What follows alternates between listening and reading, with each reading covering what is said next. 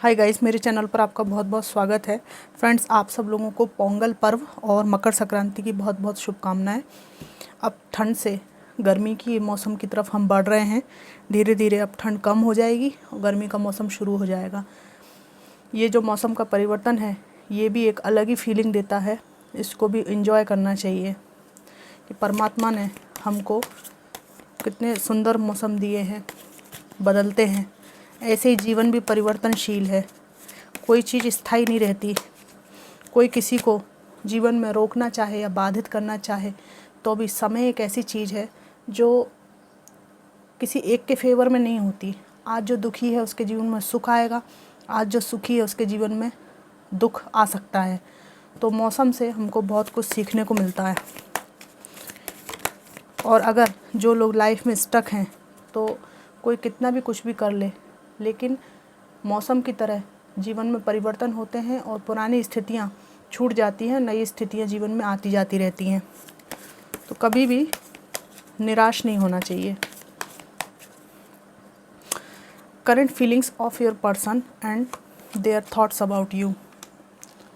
6 of swords, 10 of wands,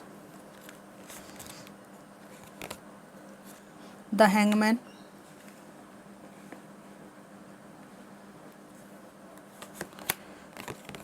Four of Swords, Strength, the World, bottom of the deck है 6 of pentacles. सबसे पहले यहाँ पे आपके पर्सन की ये फीलिंग आई है कि इनको लग रहा है इन्होंने आपको जो भी नेग्लेक्टेड फील कराया है पास्ट में, कि आप इनके लिए कोई मायने नहीं रखते हैं।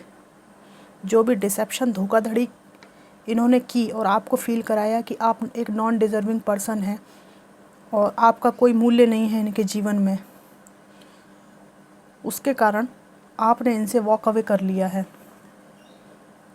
वॉक अवे ऐसे नहीं किया है, इनको अच्छी तरह मालूम है कि इन्होंने आपको बहुत बुरी तरह से घायल किया है।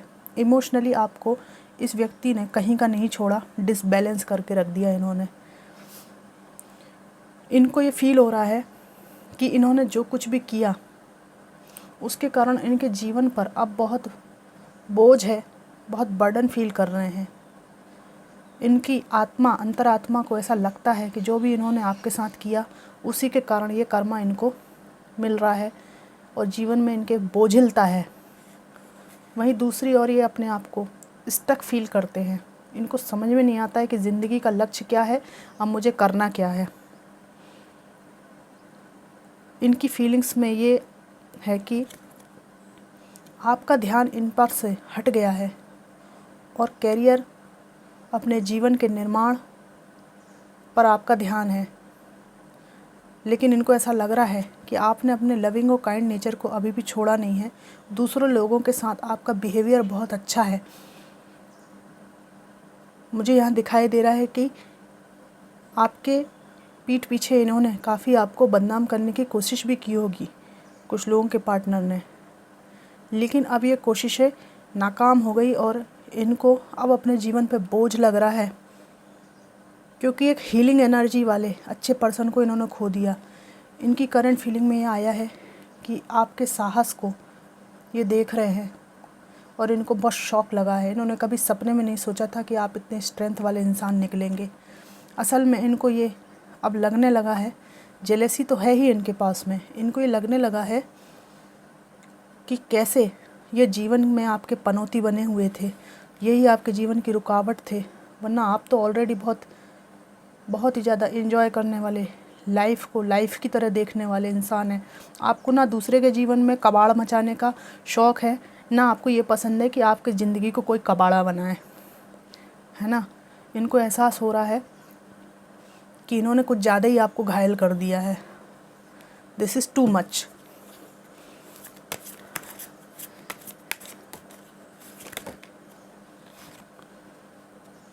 ये आपको कुछ ऑफ़र करना चाहते हैं, बहुत प्रेम उमड़ रहा है इनके मन में, बहुत जल्दी से आपकी तरफ आना चाहते हैं। इमोशंस है इनके मन में बहुत आपके लिए।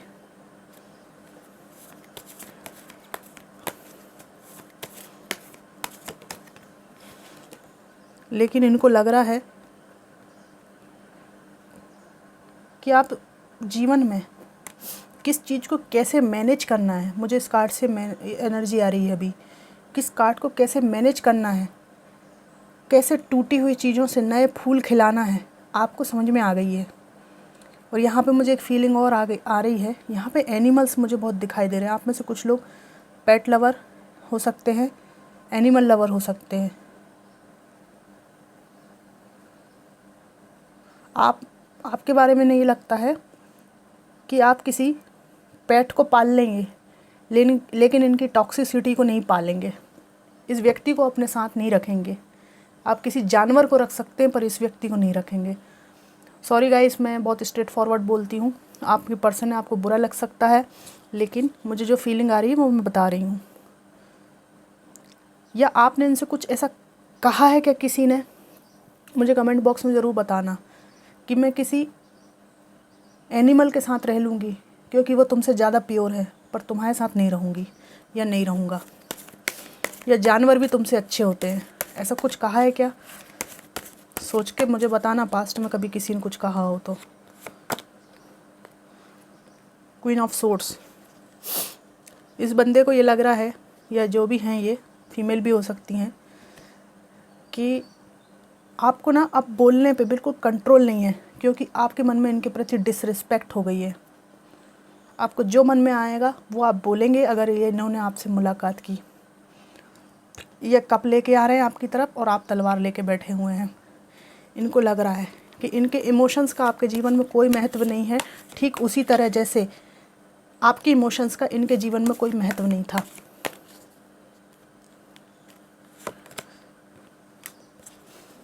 ये व्यक्ति परिवार के ऊपर समृद्धि को, पैसे को, चमक दमक को चुन चुके हैं, और ये वहाँ पे अब खुश नहीं है जिस चमक के पीछे ये भागे थे। किसी फाइनेंशियली वेल्दी पर्सन के पास ये गए होंगे, या इन्होंने कैरियर और पैसे बनाने को बहुत ध्यान दिया होगा और आपको लेट डाउन फील कराया होगा। और इनको लग रहा है कि आप बहुत कटथ्रोट हैं। पहले आपका जो बोलने वाली जो ग्रंथि है ना, वो ब्लॉक होगी। आप इनके प्रेम के चक्कर में या इनके रिस्पेक्ट के चक्कर में इनसे मुंह खोल के बोलते नहीं होंगे। अब इनको लग रहा है कि आप जो है ना बोलने लगे हैं, और इनको अब अपने किए पे खामोश रहना पड़ेगा। जो भी इन्होंने किया है उसका ये एक्सक्यूज़ देंगे भी तो भी आप सुनने तैयार नहीं हैं।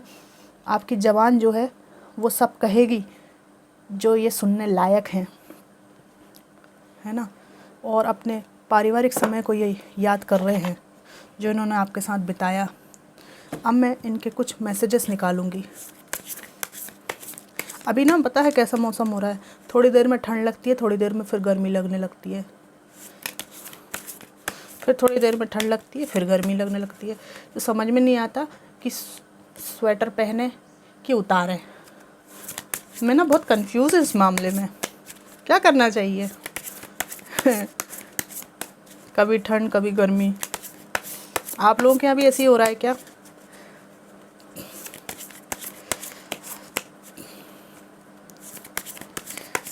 लव मैसेजेस क्या हैं, या इनके हृदय की बातें क्या हैं? डिवाइन मुझे बताइए।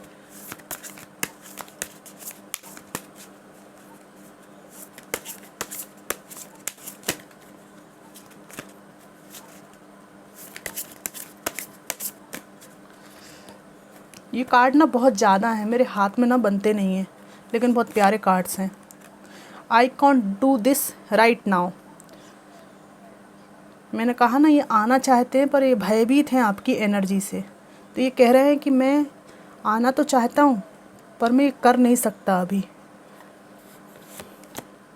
या आना चाहती हूँ। It hurts so much.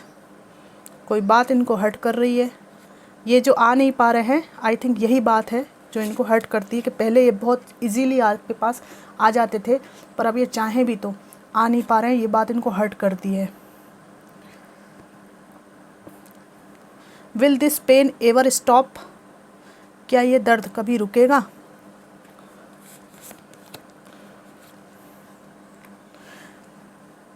Life without you is hopeless, dark and depressing, I miss your light.